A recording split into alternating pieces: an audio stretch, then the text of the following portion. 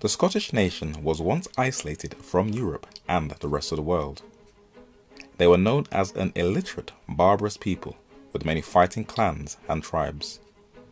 But this nation went from isolation, being mocked and discredited by their English neighbours as backwards, where they rose up to become the most influential race of the modern world, influencing and dominating nearly every aspect of the planet.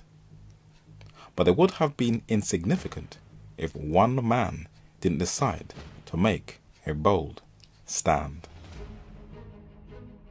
Have you ever heard of a man by the name of John Knox?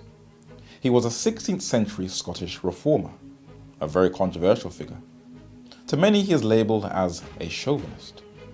But one of his greatest inspirations for him making a stand was him studying the book of Daniel.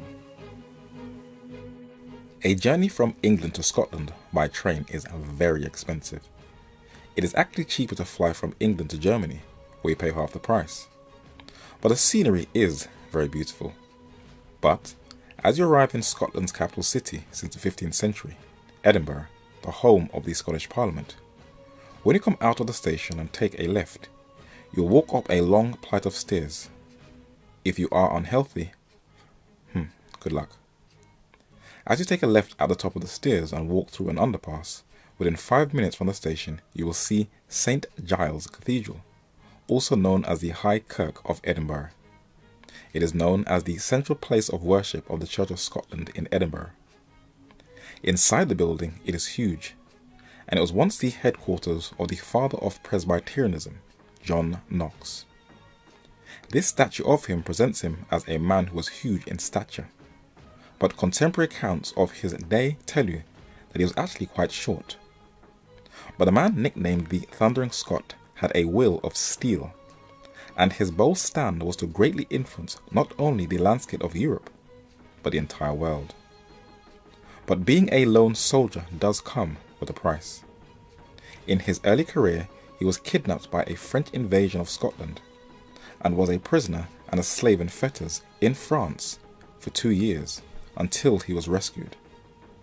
And there were apparent death threats and assassination attempts on his life. Though his beard could pass him as a modern-day Islamic imam, this man made a stand when there was no free press, no free platform and no organ.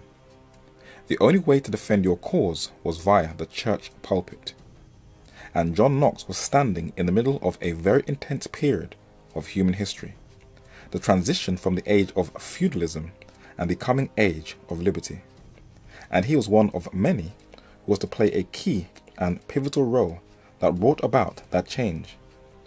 But what inspired him to make that stand? Patrick Hamilton on the right and George Wishart on the left were two of many martyrs in Scotland.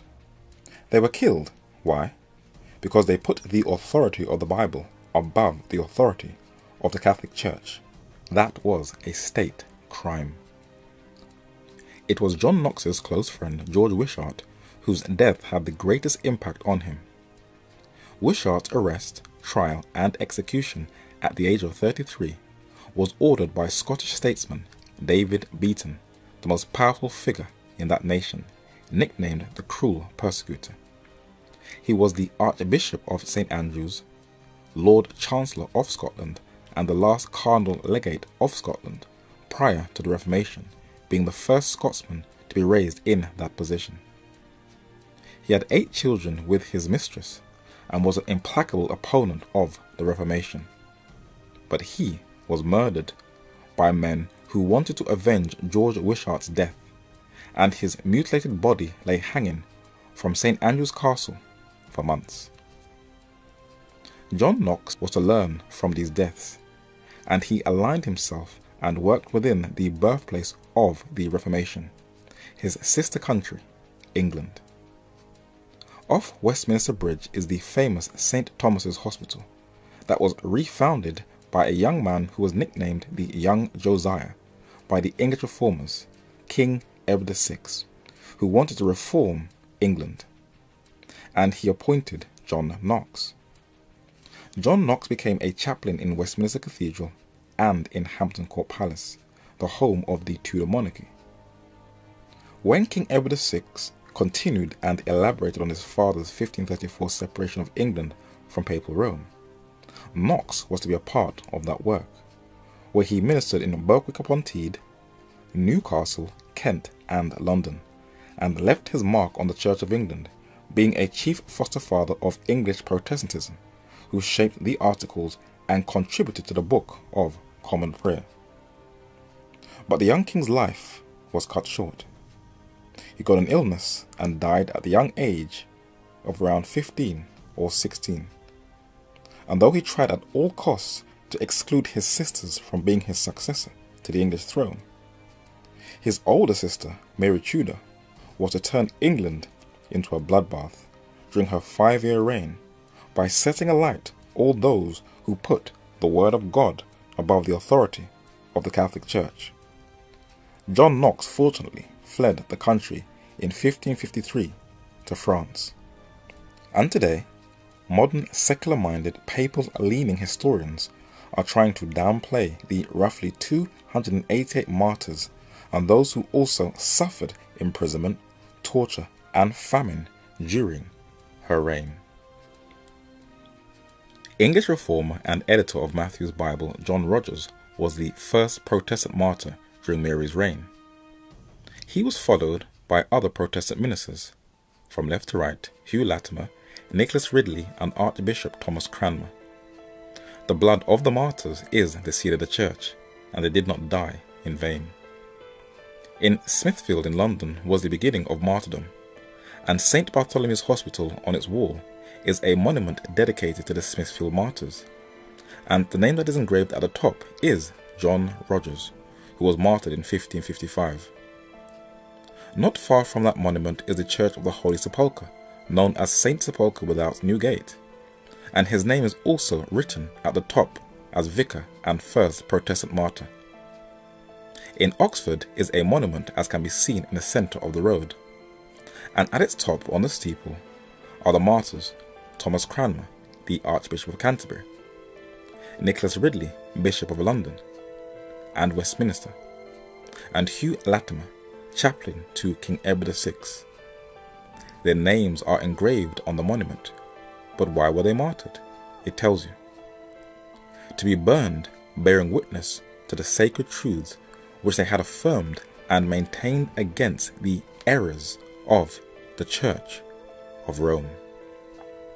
But their fellow reformer John Knox is sadly being undermined, and is presented to the public as an unbalanced, fanatical killjoy who brutalized the young teenage queen, Mary, Queen of Scots. The play in the Royal Lyceum Theatre in Scotland is called Glory on Earth, and it ran from the 20th of May to 10th of June 2017. And as you listen to the responses from the crowd, Knox is ridiculed, and one journal said that it is a call to arms for young women everywhere. The Roman Catholic Church has an absolutely cunning and clever way of making herself look like the victim of history. And the narrator has learned from a teenager that the best way of studying history is to go to the original documents. On a road called Seething Lane in London still stands a house that was once the centre for gathering intelligence for the English government. Its name still bears the title of its former occupant, Walsingham House, and his documents can be found in the official archive of the UK government, a building in Kew in Richmond in Greater London, the National Archives, that has documents dating back for more than 1,000 years. And a handful of them belong to Sir Francis Walsingham, the Principal Secretary of State to Queen Elizabeth I, known as her spy master, who is the godfather of modern-day intelligence and the secret services. He was a skilled diplomat whose knowledge of languages, French, Italian and Latin, and his recruitment of people from Cambridge and Oxford, nurtured the art of espionage and the questionable and controversial black art of psychological warfare, where he had the tools and techniques for making and breaking codes, and he was kept well informed on contemporary international politics. A book was published in 2006 titled Elizabeth Spymaster by a highly respected OBE British historian, Robert Hutchinson, that is well documented and gives us a picture of the vast intelligence apparatus of Sir Francis Walsingham. An excerpt of it says that Sir Francis Walsingham changed the course of European history. His new network of intelligentsias was nearing full operational capability by 1580. He now had agents based in 12 towns or cities in France, 9 in Germany, 4 in Italy, 3 in the Low Countries, 4 in Spain, and others within the huge Turkish Empire in Algiers, Tripoli, and Constantinople. 8 years after his death, his reputation as a clever and devious spymaster lived on. He outdid the Jesuits in their own bow, that is, at their own game, and overreached them in their own equivocation. David Lloyd, the 17th century English biographer, wrote admiringly in his State Worthies. Many look at the fast-paced, action-packed British intelligence flicks, mesmerized by the plots and intrigued by the storylines, but most are totally unaware that British intelligence, that consists of MI5 and MI6, was developed in the 16th century to protect the realm and to counter the deadly Catholic plots that were mostly spearheaded by Western Europe's once most deadliest foes, the Sons of Loyola, the Jesuits. English historians James Anthony Froude on the left and Protestant writer Walter Walsh on the right, a member of the Royal Historical Society, both use state documents to show what really happened during the days of John Knox and Queen Mary of Scots. And in the National Archives in Kew are a number of well-preserved documents that details who Mary Queen of Scots was, and she definitely was not innocent, but sinister and dark. It is clear one of Walsingham's tasks was to review seditious books that were compiled by the Jesuits, and in 1577, May the 28th, it was discovered that Mary, Queen of Scots, was working with the Jesuits, one of many plots that were detected. John Knox's name is only mentioned a couple of times in the British State Papers as a licensed preacher under the leadership of King Edward VI, but most are unaware that he collaborated with the English government and shared intel with Queen Elizabeth I and Lord Burleigh about a rumoured Franco-Spanish invasion and takeover of the British Isles, and to make by force Mary Queen of Scots monarch of both Scotland and England.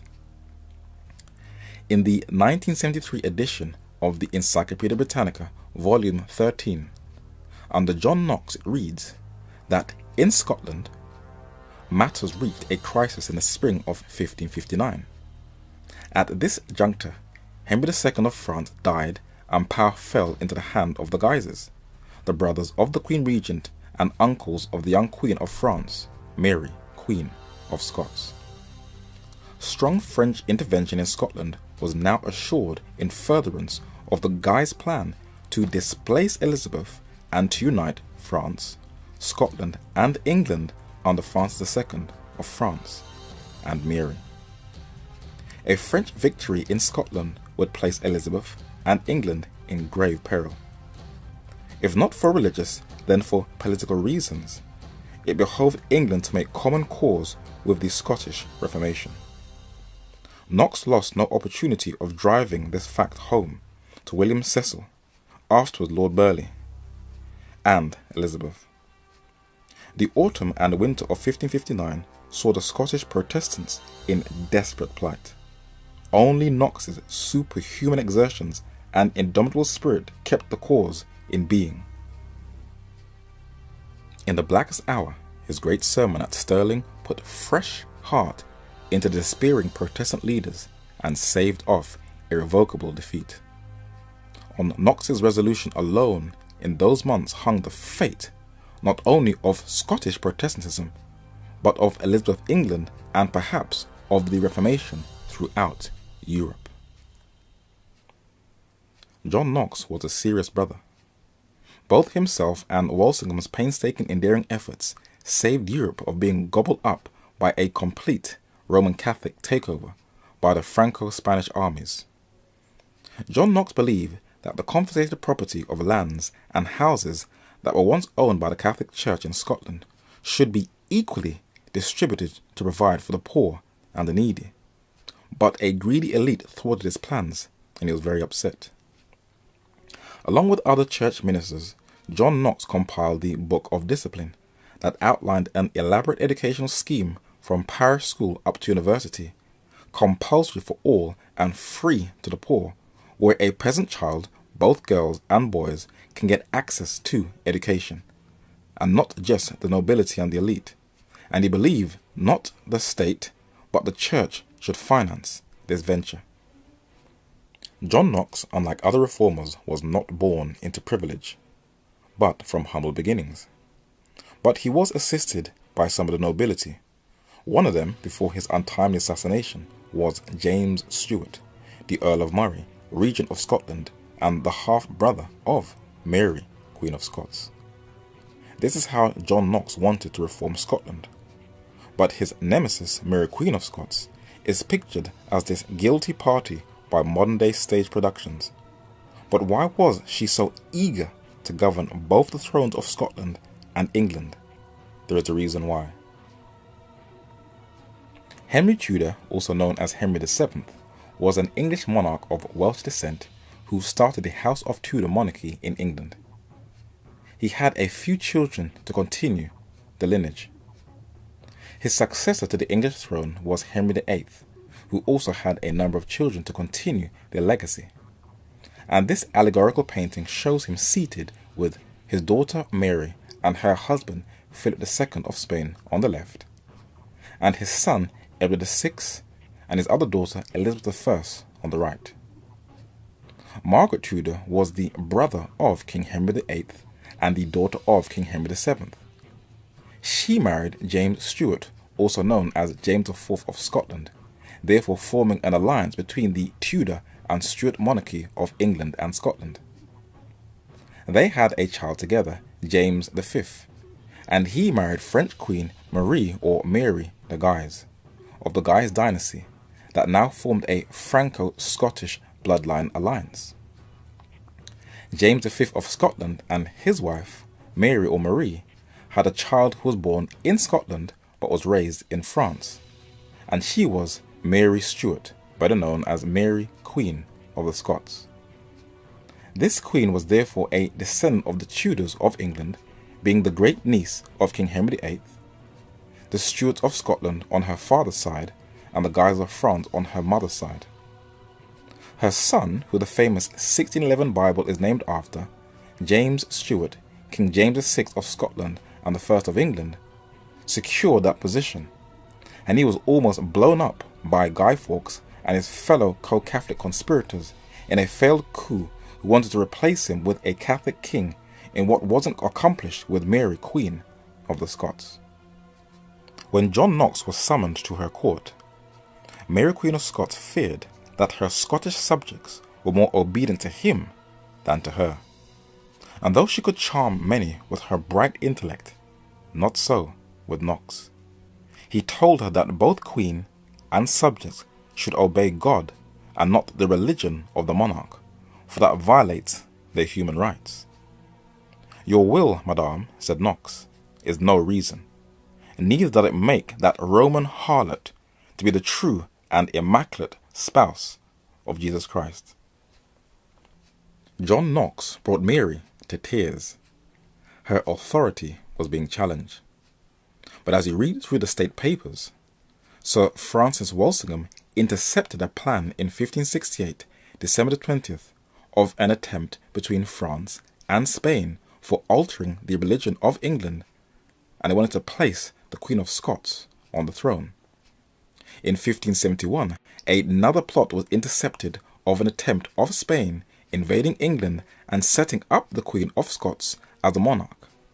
And in 1575, another plan was intercepted where several Scots, refugees in France, attempted to liberate Mary, Queen of Scots, who was under house arrest in England. there was also another reason why the English intelligence was so sharp.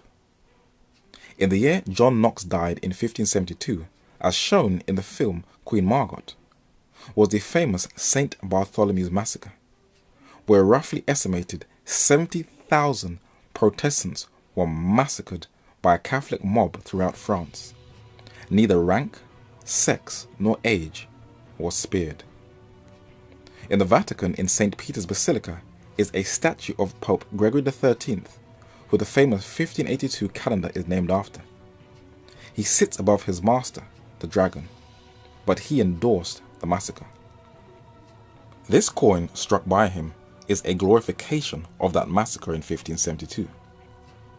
But who inspired the Catholic monarch Catherine de' Medici, as can be seen in this painting, to conduct this papal bloodbath?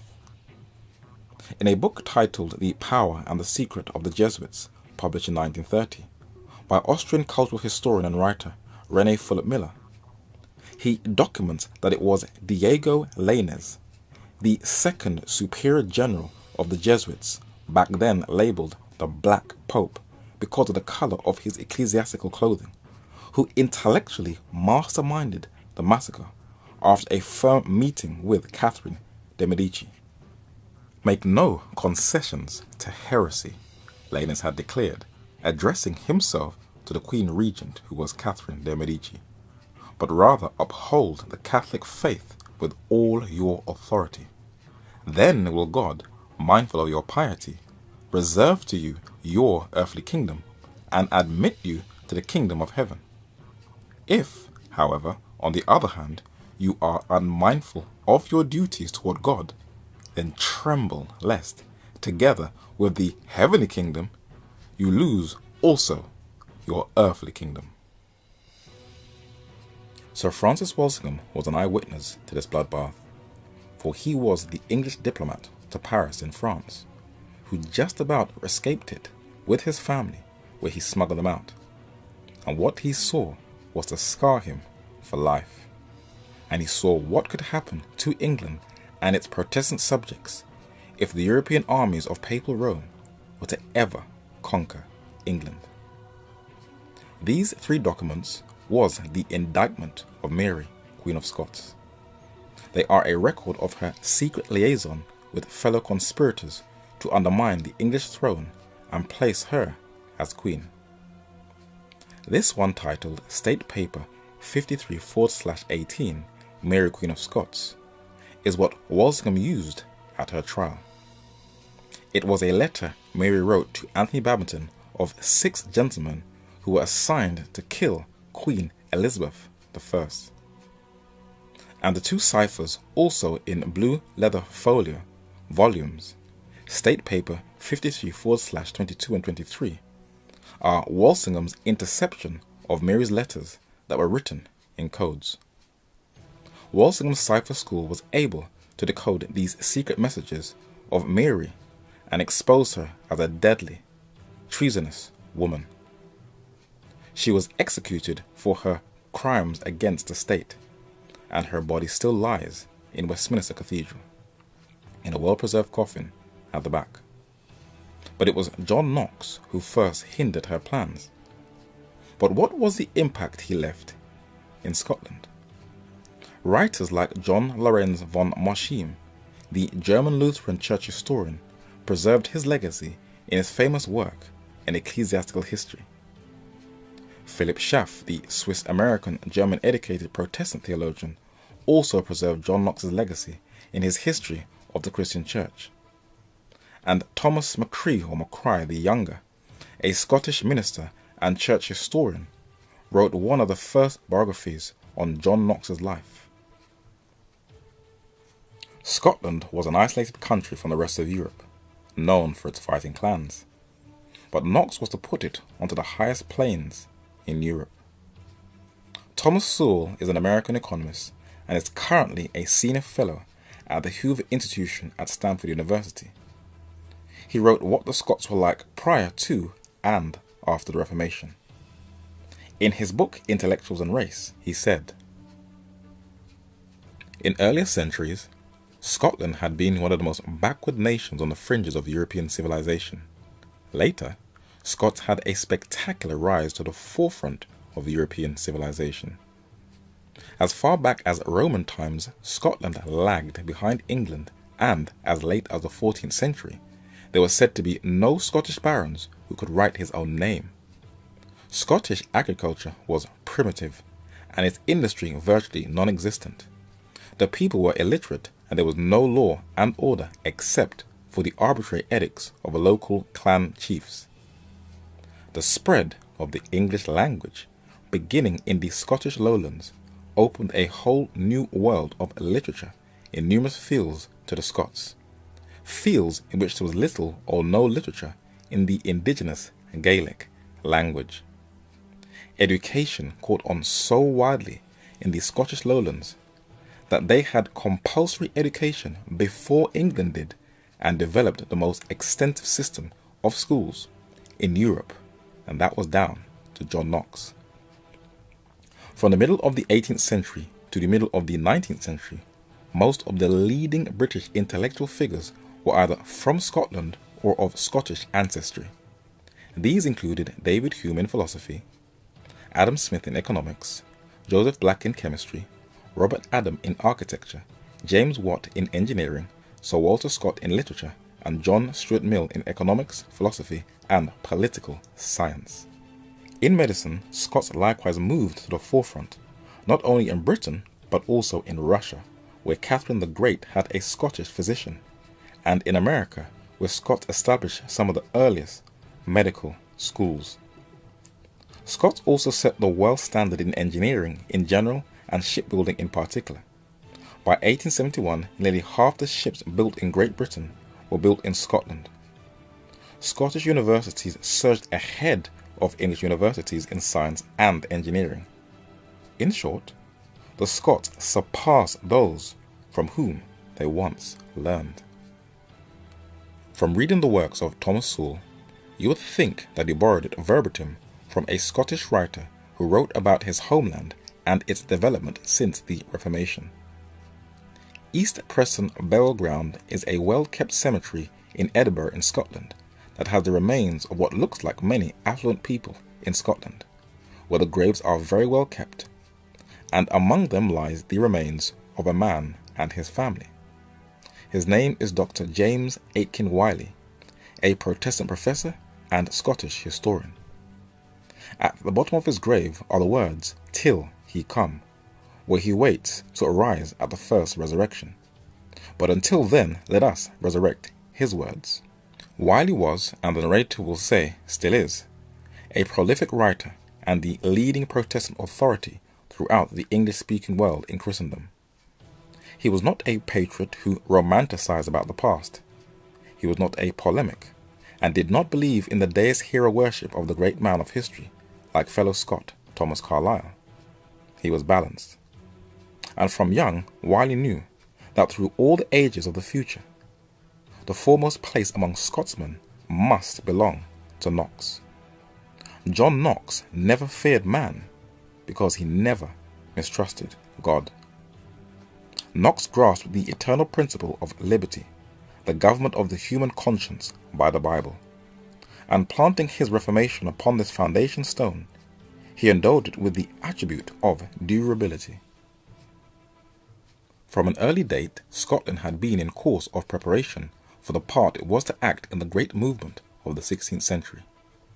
A small country, it was parted by barbarism as well as by distance from the rest of the world. The land was the dwelling of savage tribes who practiced the horrid rites and worshipped, under other names, the deities to which the ancient Assyrians had bowed down. Of all the countries of Europe, Scotland is the country which owes most to the Reformation, seeing it received most from it. The Reformation found Scotland a country of inhospitable bogs and moors, and it has made it a country of gardens and richly cultivated fields. The Reformation found Scotland a land without letters, and it gave it a literature destined to endure while the language lasts, rivaling in terseness and elegance of diction the purest models of the Augustan era, and far excelling them in dignity of matter and grandeur of sentiments. The Reformation found Scotland a land without arts, and made it the inventress of the steam engine, which has revolutionised the labour of the world, and is destined, after covering its own soil with the marvels of industry and trade, to extend the blessings of commerce to the remotest shores and the rudest tribes. In a word, the Reformation found Scotland the least of the European nations, and it has placed it, in conjunction with its sister of England, at the head of the nations of the earth. This well-researched book, How the Scots Invented the Modern World, by Arthur L. Herman, an American popular historian, that was published in 2001, is the only known modern work that credits John Knox as developing the Scottish culture, whereby most historians credit Scotland's greatness to the Enlightenment period of the 1700s. King James VI of Scotland and the first of England's tutors were some of the best minds in Scotland. Scottish historian George Buchanan, on the left, was a Protestant and known as Scotland's greatest humanist. He was educated in Paris, France, and was a tutor to the young king. And Sir Peter Young, on the right, was also a Protestant. He was a Scottish diplomat who studied under Theodore Beza in Geneva, Scotland. He was also a tutor to the young king. John Napier, the 8th Laird of Merchiston, was also a Scottish Protestant. He was a mathematician, physicist, and astronomer. He wrote a commentary on the Book of Revelation published in 1593, and like John Knox, identified the papacy as the harlot of Revelation chapter 17. But he was also the discoverer of logarithms that revolutionized mathematics from the 17th century to this day, from his 1614 publication that he spent over 20 years devising. Both the knowledge of science, math, and the Bible were interchangeable at that time period, and one Scot made some very serious contributions. Alexander Cruden was a Scottish author who made one of the earliest concordances of the Bible. In Camden Passage, a small alleyway in Angel in North London, is where he lived and where he died, and there is a monument just above this restaurant on the top left, where it describes him as a humanist scholar and intellectual, a tutor-appointed bookseller to Queen Caroline in 1737, who compiled the concordance of the Bible. But the Scots were to also influence philosophy, literature, architecture and construction, economics, building on England's foundation, and in the field of science, where its top academic institutions, like the University of Glasgow, where it trained many of the leading men in the 1700s and onwards. In London's Piccadilly, the white building on the right houses the Royal Astronomical Society, that encourages and promotes the study of astronomy, solar system science, geophysics, and closely related branches of science. Thomas Dick, the Scottish church minister and scientist who harmonized the Bible and science, was educated at the University of Glasgow. Joseph Black, Scottish physician and chemist, is best known for his discoveries of magnesium, the concept of latent heat, and the rediscovery of fixed air that we call today carbon dioxide. Was also educated at the University of Glasgow, where he also became a professor of anatomy and chemistry at that institution. Scottish anatomist and physician William Hunter has a museum named after him to further his studies. He was educated at the University of Glasgow. His younger brother, the surgeon John Hunter, though not educated in Glasgow but in London, also has a museum named after him in London for his contributions to science. In London's Embankment is an architectural work that was designed by a Scot. This neoclassical style of building is called Somerset House on London's Waterloo Bridge. Overlooking London's River Thames, it is also the campus of London's King College. It was designed by Swiss-born Scottish architect Sir William Chambers, a member of the Swedish East India Company, the Royal Academy, and the architectural tutor to the young Prince of Wales, later King George III. But he had a rival. It was Robert Adam, who transformed the art of building in the modern world, and this Scot was to also have an impact on modern architecture. There is a road named after him by the Wallace Collection behind London Selfridges, and the house where he once lived still has a plaque bearing his name. It is on a road called Fitzroy Square, and he was one of the men who reintroduced neoclassical architecture into Britain.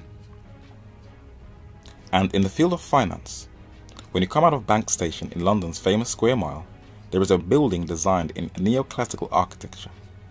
It is the headquarters of the Bank of England, the central bank of the United Kingdom, the second oldest central bank and the 8th oldest bank in the world, that was set up in 1694 for the benefit of English merchants in the 17th century after a terrible naval defeat from the French on the 10th of July 1690 on the English Channel at the Battle of Beachy Head, that would inspire England to build a powerful Royal Navy that would help in the development of trade, agriculture and industry, and the newly developed economic system of trafficking in slaves that contributed greatly to the build-up of the finances of the British Empire.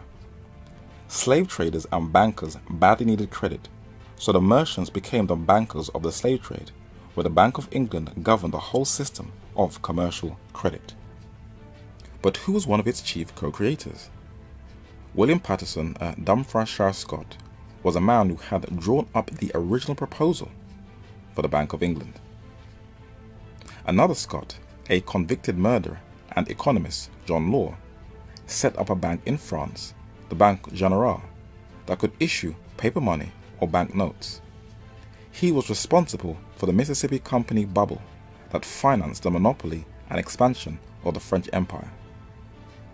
Another Scottish economist, Adam Smith, famous for the work Wealth of Nations, that has played one of the major contributions to economic and political theory, laid the foundations of classical free market economic theory, and he was also educated at the University of Glasgow.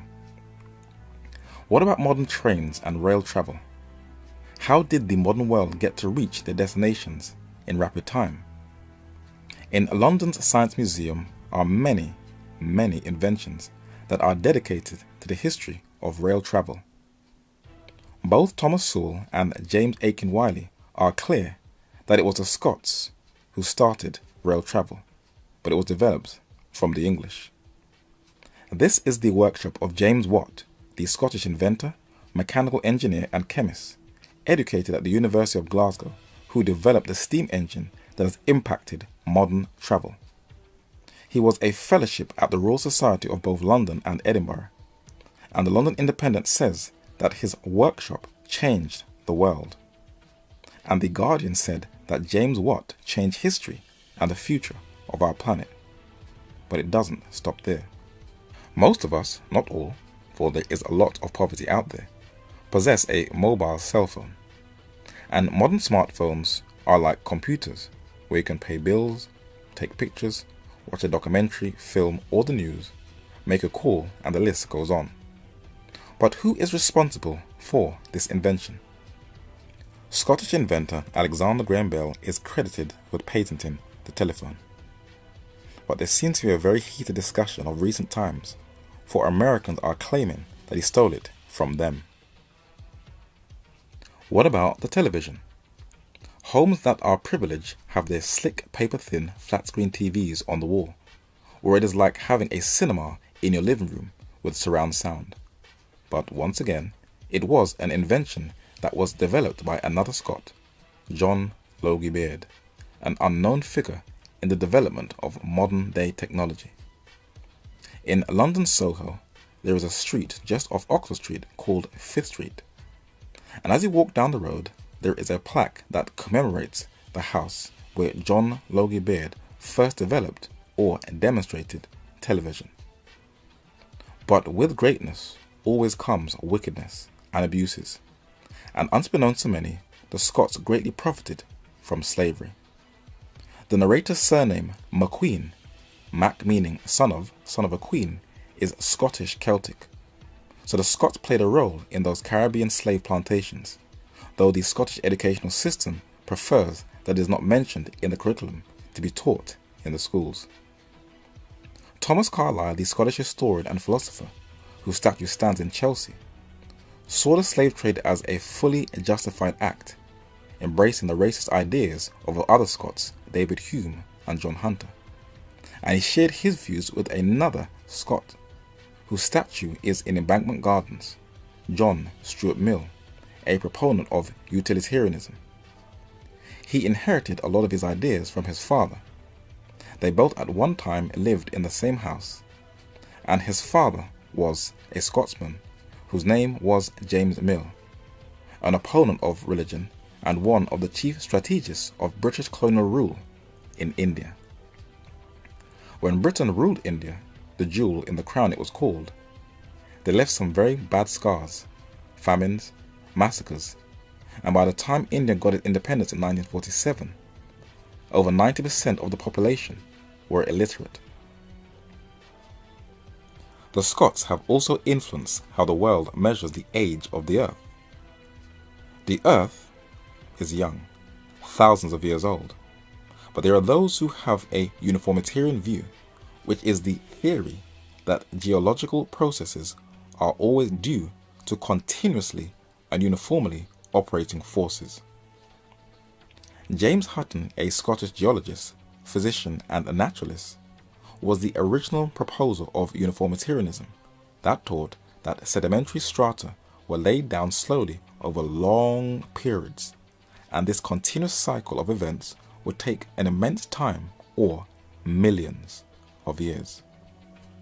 This view was embraced by English naturalist Charles Lyell, the man who inspired Charles Darwin, and it is the accepted basis for geological teaching today. But as this study draws to a close, we will look at two more Scotsmen trained at the University of Glasgow who influenced the modern world. William Thomson, 1st Baron Kelvin, was an Irish-born Scottish physicist and engineer who is famous for being the discoverer of the second law of thermodynamics and an inventor of telegraphic and scientific instruments. Just off Belgrave Square in Belgravia, that houses a high number of foreign embassies in London, is a road called Eaton Place. It was once the home of the Scottish inventor Lord Kelvin. On display in London's Science Museum is one of his inventions, a tide predicting machine to predict the motion of tides in the 1870s. But the most influential chemist of the 19th century also had a classmate who was studying in his chemistry class, fellow Scot and medical missionary and explorer from the London Missionary Society, David Livingstone, who has a sextant in his hand. David Livingstone was a serious man. He may look like he had issues from this photo, but it was very rare to see people smile in the 19th century photo ops. But in his exploration in the interior of Africa, he was to expose one of the most downplayed, rarely spoken about episodes of modern human history, the Arab Muslims' role in the slave trade in Africa. Slavery, till this very day, is still a touchy subject.